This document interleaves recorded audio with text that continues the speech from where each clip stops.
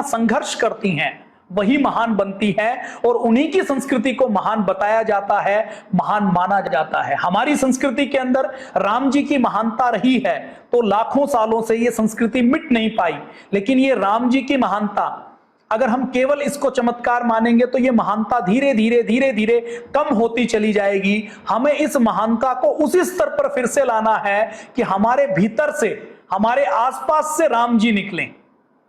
वामपंथी राम जी के नाम से, रामायण के नाम से बहुत डरते हैं। राम जी को झूठा बताएंगे कि रामायण तो झूठी है, रामायण तो एक मिथ है। राम जी को झूठा बताएंगे, फिर रावण को महान बताएंगे, राम जी को गलत बताएंगे कि राम जी ने तो सीता माता का त्याग किया, राम जी ने तो शंबुक का वध किया, राम जी ने तो सीता माता को वन में भेज दिया, राम जी ने तो सीता माता की अग्नि परीक्षा ली, राम जी ने तो वाली को छुपकर माना। फिर रावण को महिमा मंडित करेंगे कि रावण तो बहुत पंडित था, रावण तो ज्ञानी था, रावण तो किसी भी स्त्री को टच नहीं करता था। फिर वो कहेंगे जी माता सीता कई महीनों तक रावण की अशोक वाटिका में रही, देखो रावण कितना महान और ईमानदार था कि उसने माता सीता को छुआ भी नहीं उनकी मर्जी के बिना। तो ये सारे महिमा मंडन करके वामपंथी गैंग के लोग, असुर प्रकृति के लोग और विदेशी षड्यंत्रकारी राम जी को झुठलाना चाहते हैं, रामायण को झुठलाना चाहते हैं, ताकि भारत को टुकड़ों टुकड़ों में तोड़ा जा सके। हमें राम जी को समझना है, रामायण को समझना है और उनके जैसा अपने आप को बनाना है, क्योंकि वामपंथियों को पता है कि भारत के अंदर यदि राम जी का चरित्र सामने रख दिया, राम जी के एक पत्नी के व्रत को सामने रख दिया, राम जी किस प्रकार से महिलाओं का सम्मान करते थे, राम जी ने कैसे सिंहासन को ठोकर मारी। रघुकुल में राज तिलक की तैयारी होती है तो उसकी रिहर्सल होती है, पहले दिन रिहर्सल हो चुकी है।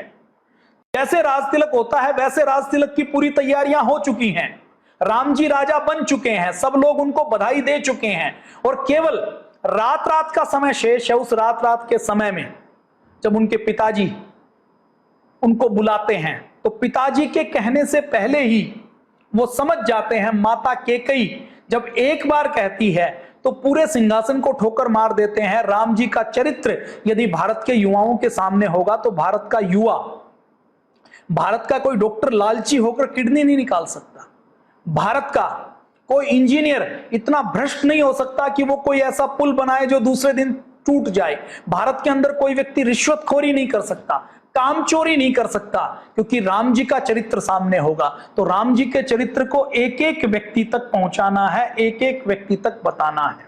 आप कल्पना कीजिए राम जी कितने महान होंगे।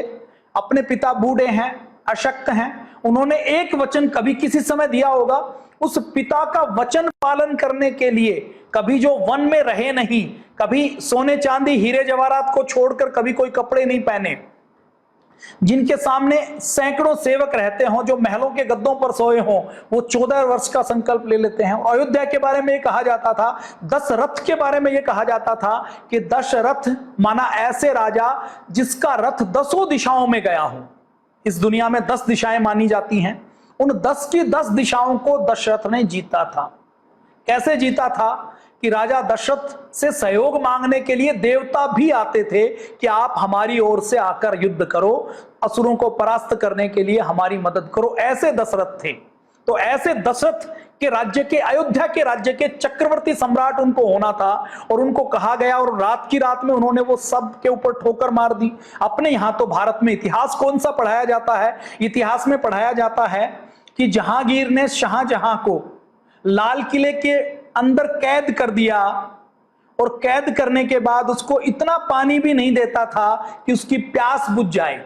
अपने पिता की सिंहासन के लिए हत्या करना, उसको मारना, ये विदेशी संस्कृति, ये मुगल संस्कृति, ये इस्लामिक संस्कृति, इसको महान बनाकर पढ़ाया जाता है, इसके बारे में बताया जाता है। औरंगजेब जिसने अपने 38 रिश्तेदारों का कत्ल किया, और 38 रिश्तेदारों का कत्ल करके जो गद्दी के ऊपर बैठा, ऐसे व्यक्ति का चरित्र महान बताया जाता है, ऐसे व्यक्ति के चरित्र को पढ़ाया जाता है। राम जी की विशालता देखिए, जिस माता ने उनको वन में भेजा, वन में जाते हुए उस माता के प्रति भी राम जी के मन में कोई 1% भी दुर्भावना नहीं थी। सौतेली मां से भी ऐसे प्रेम करते थे जैसे सगी मां से प्रेम करते हैं। भरत जी जब जंगल में मिलने के लिए जाते हैं तो भरत जी को कहते हैं कि देखो अपनी माता को कभी भी कड़वे वचन नहीं बोलना, अपनी माता का पूरा सम्मान करना है, और ये जो सब कुछ हुआ है ये अच्छे के लिए हुआ है, इसके लिए अपनी मां के प्रति कोई भी दुर्भावना नहीं रखना। वो ऐसे ही मेरी मां है जैसे कौशल्या मेरी मां है। ऐसा राम जी का चरित्र था। राम जी ने कहा तो कोई एक्सक्यूज नहीं दिया कि वचन तो आपने दिया था, मैं क्यों पालन करूं। अब वन में जाना है तो 14 साल के लिए वन में जाना कोई पॉसिबल थोड़ा ही है। फिर ये नहीं एक्सक्यूज किया कि 4 बेटे हैं, मुझे ही क्यों भेज रहे हो, भेजना है तो शत्रुघ्न को भेज दीजिए, लक्ष्मण को भेज दीजिए। फिर ये एक्सक्यूज नहीं किया कि अब आपने तो राज भोग लिया, अब मेरी बारी आई तो मुझे वन में भेज रहे हो। राम जी खुशी खुशी जाते हैं, और जब उनके साथ जाने के लिए लक्ष्मण तैयार होते हैं तो उनको मना करते हैं, माता सीता तैयार होती है तो उनको मना करते हैं। तो ऐसे राम जी थे जिनकी सहायता मांगने के लिए ऋषि मुनि तो आते ही आते थे, देवता भी आते थे। अपने आप को इतना बलशाली उन्होंने बना लिया। राम जी के अंदर हमें जो राम जी को देखना है वो अपने पूर्वज के रूप में, अपने पितामह के रूप में, और राम जी को एक वर्ल्ड लीडर के रूप में देखना है। राम जी के अंदर लीडरशिप क्वालिटी कैसी है उसकी चर्चा हम करेंगे धीरे धीरे, आगे हम आने वाले समय में उसकी चर्चा करने वाले हैं। राम जी की लीडरशिप ऐसी थी, ऐसा आदर्श राज्य था कि आज भी आदर्श राज्य की चर्चा होती है, लोकतंत्र की चर्चा होती है तो राम जी का नाम आता है। राम जी लोकतंत्र की स्थापना करने में राम जी का बहुत बड़ा योगदान हुआ है। राम जी जो वन में गए तो वन में जाने के बाद दंडकारण्य में गए, दंडक वन में गए, अरण्य में गए, दंडक अरण्य मतलब ऐसा वन जो दंडक के नाम से था उसके अंदर गए। और वो जो दंडक वन है वो आज का, आप चित्रकूट के आसपास का उत्तर प्रदेश का एरिया ले लीजिए, मध्य प्रदेश ले लीजिए, छत्तीसगढ़ ले लीजिए, उड़ीसा ले लीजिए, इसका लगभग 1 से 1.5 लाख वर्ग किलोमीटर का क्षेत्रफल जितना है, उसके अंदर जितनी वानर जाति हैं, जितनी आदिवासी जाति हैं, जनजातियां हैं, जितनी अलग अलग जातियां हैं, उन सब जातियों को संगठित करना, उन सब जातियों को सिखाना, उन सब जातियों को महान बनाना, उन सब जातियों के अंदर लीडरशिप की क्वालिटी को डेवलप करना। और ये सब करने के बाद भी वहां पर राज्य अपना स्थापित नहीं किया। ऋषि मुनि उनको बुलाने के लिए जाते थे, वो राक्षसों को परास्त करते थे, उनके जैसा बलशाली कोई नहीं, तो भी जंगल के अंदर जाकर उन्होंने दूसरी जाति वाले लोगों को, दूसरे लोगों को खुद लीडर बनाया। लीडरशिप की परिभाषा क्या है कि सच्चा लीडर वही होता है जो अपने नीचे दूसरों को लीडर बनाता है। तो राम जी के अंदर वो ताकत थी, वो खुद तो बड़े लीडर थे ही थे, उन्होंने अपने जितने नीचे लोग थे उन सबको भी लीडर बनाने का काम किया, उन सबको महान बनाने का काम किया। अगर हम राम जी को पूर्वज के रूप में मानते हैं तो राम जी को पूर्वज के रूप में मानते ही कोई बाबर दोबारा से नहीं आ सकता, औरंगजेब नहीं आ सकता, अलाउद्दीन खिलजी नहीं आ सकता। ऐसे महान हमारे पूर्वज थे। वामपंथी चाहते हैं कि वो या तो रामायण को मिथ साबित कर दें, कपोल कल्पना साबित कर दें कि ये तो झूठा ग्रंथ है, ये तो ऐसे ही कहानी है जैसे आलिफ लैला की कहानी अरब में सुनाई जाती है, जैसे वो यूरोप के अंदर दूसरी कुछ काल्पनिक कहानियां सुनाई जाती हैं जिसमें एक बहुत छोटा व्यक्ति बहुत बड़े व्यक्तियों के देश में चला जाता है, बहुत बड़ा व्यक्ति फिर बहुत छोटे व्यक्तियों के देश में चला जाता है। वो जो एलिस इन वंडरलैंड से लेकर जितनी कहानियां सुनाई जाती हैं, तो ये वामपंथी क्या कहते हैं, जी ऐसे ही कहानियां हैं। लेकिन राम जी के प्रमाण एक नहीं 50 प्रमाण भारत में और भारत से बाहर मिल चुके हैं। राम जी के सामने कितनी भी विषम परिस्थितियां आई, बाधाएं आई, आंधी आई, तूफान आए, विपत्तियां आई, पैरों में छाले पड़े, वेदना के पहाड़ टूटे, इन सब से संघर्ष करके वो महानायक बने हैं। तो वामपंथियों को तकलीफ इस बात की है कि राम का मंदिर बनेगा, राम जी का चरित्र आएगा, राम जी का चरित्र सामने आएगा तो लोग राम जी से प्रेरणा लेंगे, तो राम जी जैसा तप सीख जाएंगे, त्याग सीख जाएंगे। और राम जी का समय हम 10,000 साल माने या 10 लाख साल माने, अलग अलग उसमें मान्यता है। लेकिन यदि हम 10,000 साल भी मानते हैं, 7,000 साल भी मानते हैं, 7,000 साल से लेकर 10 लाख वर्षों तक, लगभग 8.5 लाख वर्षों तक की मान्यता है कि राम जी का समय इससे और इसके बीच में कुछ भी हो सकता है। अभी जो आधुनिक विज्ञान है इसके बारे में हम बहुत बार बात करते हैं कि इसके अंदर बहुत शोध, बहुत सुधार होने की आवश्यकता है। तो इस आधुनिक विज्ञान को हम प्रमाणिक नहीं मान सकते। तो हम यदि 7,000 साल भी मानते हैं तो रामायण के समय में पुष्पक विमान उड़ते थे, रामायण के समय में को 7,000 साल भी मान लिया जाए, और यदि राम को हम साबित कर देते हैं यदि हम पूरी दुनिया में राम जी को स्थापित कर देते हैं तो यह अपने आप स्थापित हो जाएगा कि पूरी दुनिया में सबसे अधिक सभ्यता संस्कृति वाला महान देश केवल भारत रहा है। भारत की संस्कृति सबसे पुरानी रही है, भारत का ज्ञान विज्ञान सबसे पुराना रहा है, और केवल ये चीज स्थापित हो जाती है तो वामपंथियों के मंसूबे खत्म हो जाएंगे, वामपंथियों के मंसूबे टूट जाएंगे। राम जी को स्थापित करते हैं तो राम जी जैसे नायक भारत के अंदर दोबारा निकलेंगे, दोबारा से भारत विश्व गुरु बनेगा, दोबारा से भारत की जीडीपी पूरी दुनिया में सबसे अधिक होगी। जैसे भोगी व्यक्ति अपने भोग के लिए, विलास के लिए, लालच के लिए संघर्ष करता है, यदि हम राम जी को मानेंगे, राम जी को साबित करेंगे, राम जी का आदर्श, राम जी की प्रेरणा सामने रखेंगे, तो हमारे सामने एक ऐसा नायक आएगा जो अपने व्यक्तिगत स्वार्थ के लिए नहीं लड़ा, अपने सिंहासन के लिए नहीं लड़ा। वो लड़ा तो किसके लिए लड़ा? ऋषि मुनियों ने बुलाया तो हर ऋषि मुनि ने कहा कि मेरे सामने ये राक्षस है, ये अत्याचारी है, इससे मुझे रक्षा करो। उसी से लहूलुहान हुए, दिक्कतें आई, कंदमूल खाए, नंगे पैर चले, अपने हाथ से सिलकर सूत काटकर वस्त्र पहने, कंदमूल खाए, जंगल की झोपड़ी में रहे, जमीन पर सोए, जंगली जानवरों के बीच में रहे, रक्षा करने के लिए बार बार रात भर जागते रहे।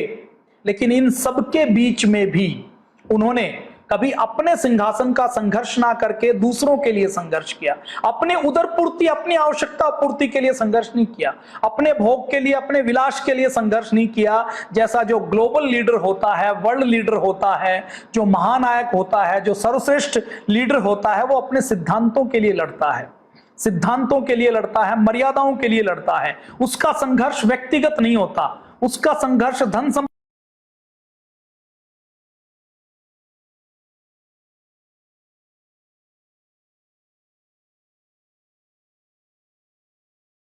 करने के लिए लड़ता है, बुराइयों से मुक्त करने के लिए लड़ता है, सबके जीवन स्तर को ऊंचा उठाने के लिए लड़ता है। तो वामपंथियों को चिंता इस बात की है कि मंदिर बनेगा, राम जी दोबारा से आएंगे, राम जी के ऊपर शोध होगा, राम सेतु के ऊपर शोध होगा, राम जी के स्थानों के ऊपर शोध होगा।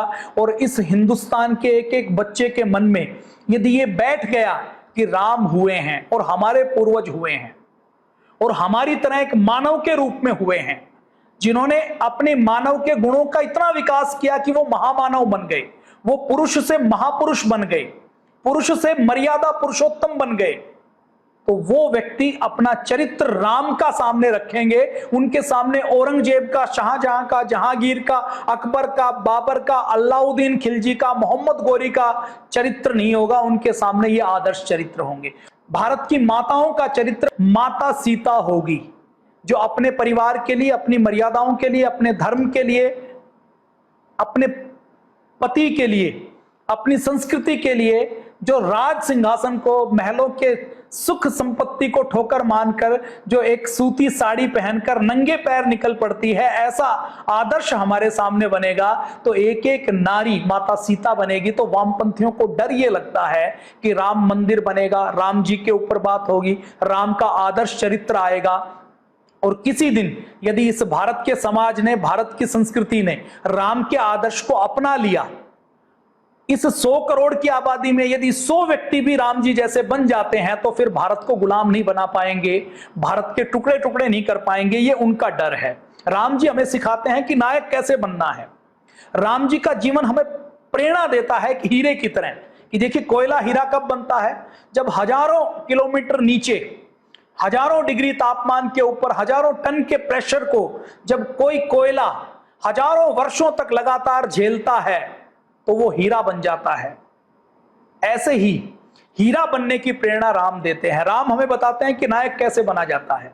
राम हमें सिखाते हैं कि एक मानव के रूप में जन्म लेकर हम साधारण से असाधारण कैसे हो सकते हैं, हम मनुष्य से देवत्व की प्राप्ति कैसे कर सकते हैं, हम पुरुष से महापुरुष कैसे हो सकते हैं, हम व्यक्ति से उठकर व्यक्तित्व की श्रेणी में कैसे आ सकते हैं। ये राम जी हमें बताते हैं।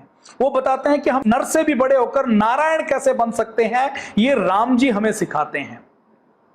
मैं आपको बता चुका हूं कि जब राम जी अयोध्या से गए थे तो माता कैकेयी ने यह सोचा था कि इस सुकोमल राजकुमार को मैं 14 वर्षों तक यदि वन में भेज दूंगी तो अयोध्या का राज सिंहासन सदा मेरे बेटे के पास रहेगा, मेरे बेटे के बेटे के पास रहेगा। इन 14 वर्षों में राम जाएंगे राजकुमार के रूप में, वनवासी के रूप में रहेंगे, तो या तो वहां उनको कोई सांप काट लेगा, या कोई जंगली जानवर खा लेगा, या वो विक्षिप्त हो जाएंगे, डिप्रेशन में आ जाएंगे, एंजाइटी में आ जाएंगे, या उनको शुगर हो जाएगी, उनकी कोई बीमारी हो जाएगी।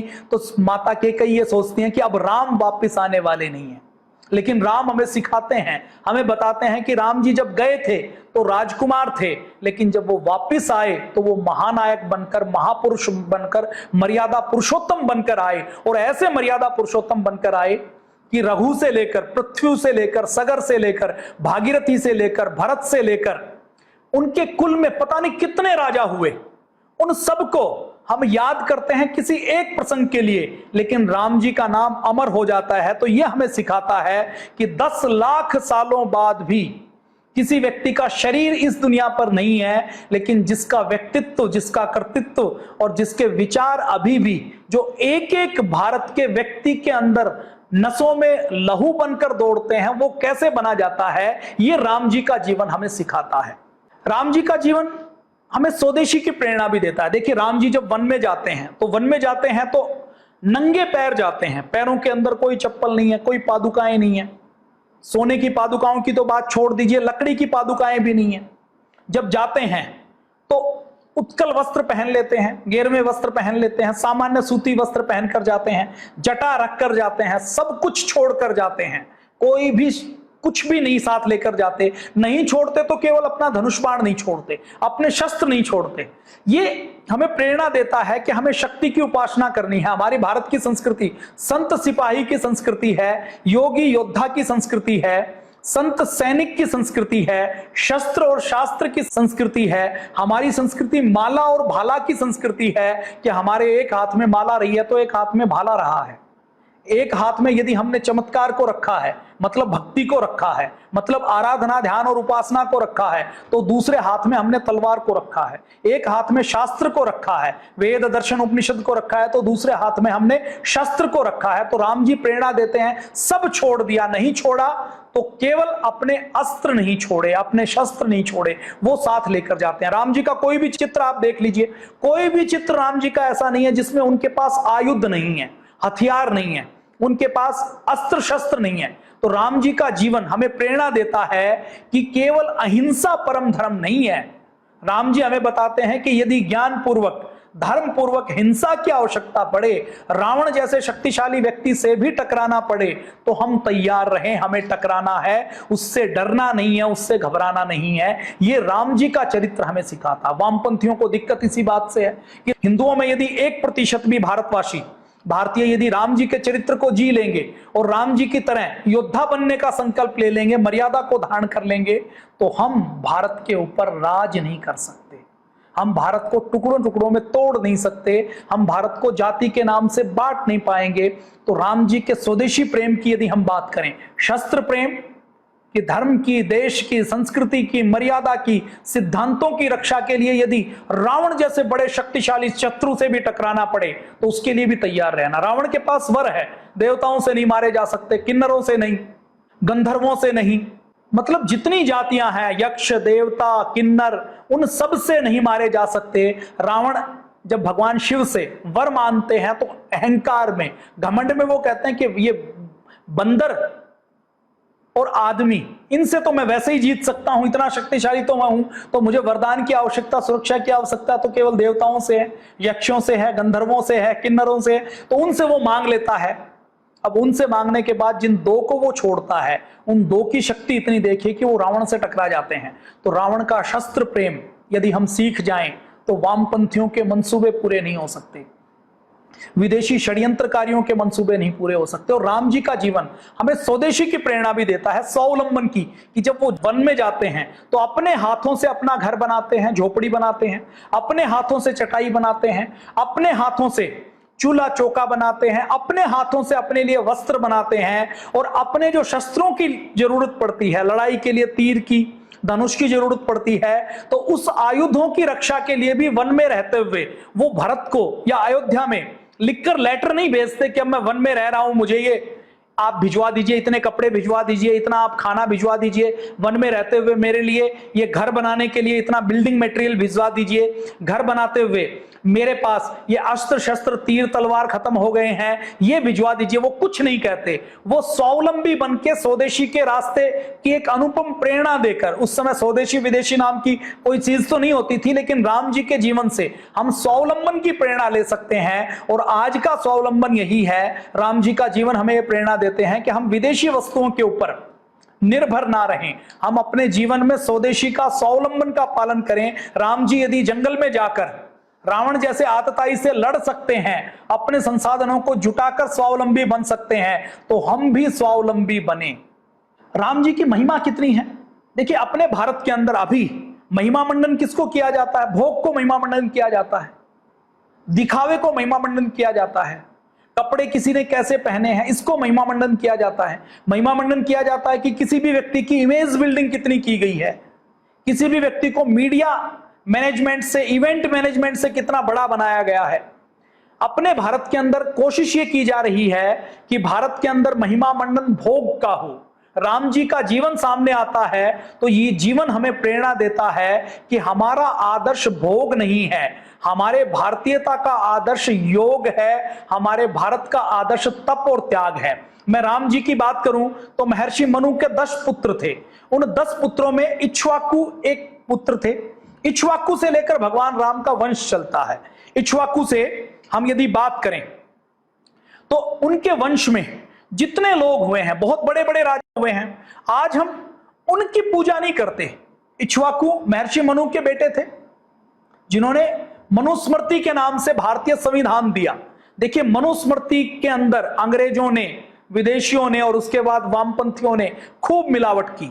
आज मनुस्मृति को के नाम का प्रयोग करना, मनुस्मृति का नाम लेना, महर्षि मनु का नाम लेना, इस भारत के अंदर षड्यंत्र पूर्वक ऐसा बना दिया गया जैसे कि महर्षि मनु का नाम लेना, जो हमारे पिता थे, हमारे परम पिता थे, जिन्होंने इस दुनिया का पहला संविधान दिया, उसके बारे में ये षड्यंत्र कर दिया गया कि उनका नाम लेना सबसे बड़ा गुनाह है। और भारत के अंदर यह कर दिया गया। उस महर्षि मनु के हम बात करें तो उस महर्षि मनु के इक्ष्वाकु से लेकर बहुत से बेटे हुए हैं, बहुत से प्रतापी राजा हुए हैं, ययाति जैसे, भगीरथ जैसे राजा हुए हैं जो गंगा को उतार कर लाए। तो ऐसे राजा होने के बाद भी हम उन राजाओं को याद नहीं करते, उनकी पूजा नहीं करती। राम जी के किसी पूर्वज की पूजा नहीं होती। दशरथ जी को इसलिए जाना जाता है क्योंकि वो राम जी के पिता थे। हम यदि पूछें कि दशरथ के पिता कौन थे तो 99% लोगों को नहीं पता होगा। राम जी के बेटे लवकुश थे, तो लवकुश को हम लवकुश के कारण नहीं जानते, राम जी के कारण जानते हैं। लवकुश के बेटे कौन थे इसके बारे में 99% लोग नहीं जानते। तो भारत में ऐसा क्या है कि राम जी से बड़े राजा हुए लेकिन फिर भी हम उनको नहीं जानते, उनकी पूजा नहीं करते, उनको आदर्श नहीं मानते। तो वामपंथियों को अगली चिंता क्या है कि अपने भारत के डीएनए में, भारत के ब्रेन की प्रोग्रामिंग में, भारत की नस नस में तप और त्याग को महान माना जाता है। हमारे यहां भोग को, संपत्ति को, दिखावे को कभी भी महान नहीं माना जाता, क्योंकि भारत के लोगों की मूल प्रकृति यही है। लाखों सालों से जो भारत के लोगों की प्रकृति बनी है वो तप की, त्याग की प्रकृति बनी है, सादगी की प्रकृति बनी है कि महान हमें राजा को नहीं मानना है, महान तपस्वी को मानना है, महान साधु को मानना है, महान ऋषि को मानना है, महान सन्यासी को मानना है जिसने सब कुछ त्याग दिया। तो भारत में कभी भी वैभव की पूजा नहीं होती, सिंहासन की पूजा नहीं होती, संपत्ति की पूजा नहीं होती। भारत के अंदर यदि पूजा होती है तो तप और त्याग की पूजा होती है। तो भगवान राम का जीवन हमें प्रेरणा देता है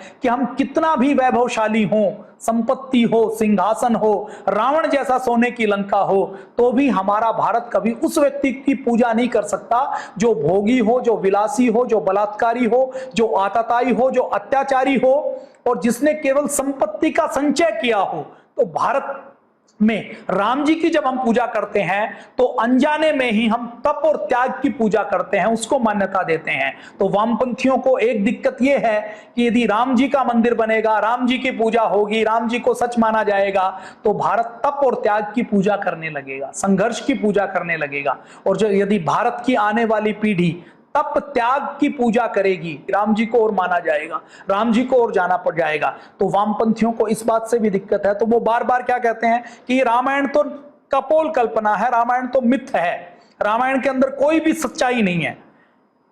वो इसलिए कहते हैं कि हम राम जी को भुला दें, राम जी के त्याग को भुला दें, संघर्ष को भुला दें, समर्पण को भुला दें, बलिदान को भुला दें, राम जी जैसी चट्टान जैसी दृढ़ता हमारे अंदर ना आए, राम जी जैसा मातृभूमि का प्रेम हमारे अंदर ना हो। राम जी के नाम से वो षड्यंत्र करते हैं ताकि हम राम ना बन पाए। देखिए राम जी और लक्ष्मण जी जब लंका में जाते हैं, लंका को जीत लेते हैं, सोने की लंका है, सारे अस्त्र शस्त्र हैं। अब एक तरीके से आज की दृष्टि से मैं कहूं तो जैसे कोई व्यक्ति यूएसए के ऊपर जाए और अमेरिका के ऊपर कब्जा कर ले।